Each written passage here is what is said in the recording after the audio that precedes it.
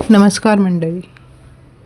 सगळ्यांनी आळू वडी, कोथिंबीर वडी सगळ्यांनी खाल्ली असेल. तर आज आपण मेथी आणि चवळीची वडी रेसिपी बघणार आहोत. त्यासाठी लागणारे साहित्य आहे, मेथी घेतली आहे इथे आणि चवळी घेतली आहे.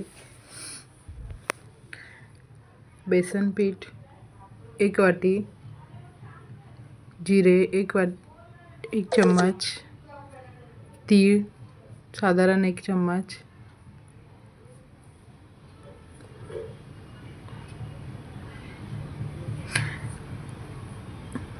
ओवा घेतला आहे 1 चम्मच.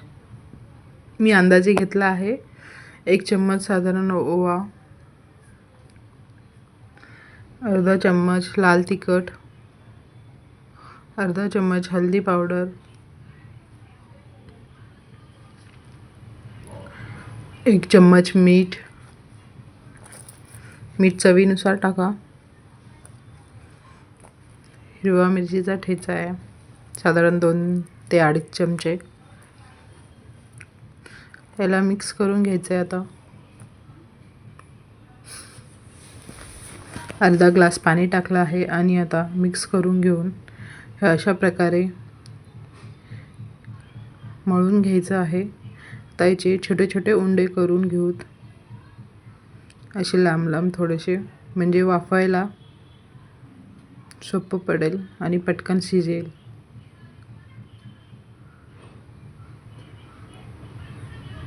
हाताला तेल लावून मग हे करायचं आहे, कारण ते हाताला चिटकणार नाही. हे असं पाणी ठेवलं होतं एका पातेल्यामध्ये आणि हे स्टीम चाळणीमध्ये आता तेल टाकून यामध्ये आपण आपले हे मेथीचे उंडे ठेवायचे आहेत आणि 15 ते 20 मिनटं वाफवून घ्यायचं आहे. थोडेसे अंतर ठेवून ठेवायचं आहे, कारण एकमेकाला ते चिटकणार नाही. चिटकले तर व्यवस्थित काप पडणार नाहीत त्याचे. आता प्लेट टाकून 15 ते 20 मिनटं ठेवायचं आहे. तोपर्यंत आपण याची चटणी बनवून घेऊ. पुदिना, टोमॅटो, हिरवी मिरची, अद्रक आणि कोथिंबीर घेतली आहे. मिक्सरला काढून घेऊ आपण.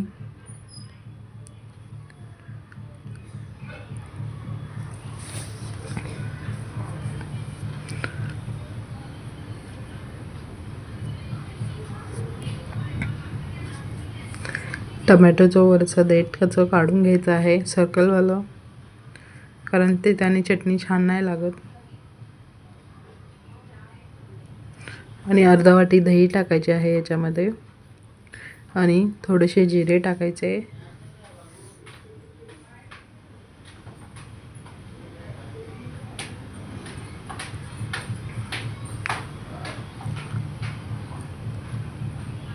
चवीपुरतं मीठ,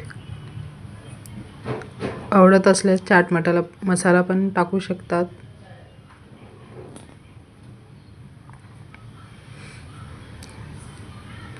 पुदिना, कोथिंबीर, हिरवी मिरची, अद्रक आणि जिरे, टोमॅटो टाकून बनवलेली चटणी.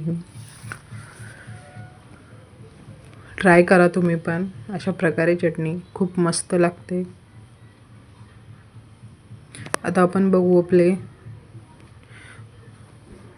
वड्याचं साहित्य शिजलं की नाही. मध्ये चाकू किंवा चम्मच घालून बघायचा. चाकूला जर आलं नाही पीठ तर समजायचं की शिजलं आहे. आणि थंड झाल्यावर काप करून घ्यायचे. थंड झाल्यावरच करायचे काप, कारण जर गरम गरम केले तर वडे व्यवस्थित पडणार नाहीत. हे अशा प्रकारे काप करून घ्यायचे. मीडियम साईजचे करून घेतले आहेत मी. आता याला डीप फ्राय करून घेऊ आपण. एकदम असे कुरकुरीत होईपर्यंत लाल लाल फ्राय करायचं आहे. हे बघा, अशा प्रकारे फ्राय करून घ्यायचं आहे. आता आपण याला प्लेटमध्ये सर्व करू चटणीसोबत. बघताय कलर कसा चेंज झाला आहे आता. एकदम छान लागतं. ट्राय करून बघा तुम्ही पण मेथी आणि चवळीचे वडे. व्हिडिओ आवडल्यास लाईक करा, शेअर करा, सबस्क्राईब करायला विसरू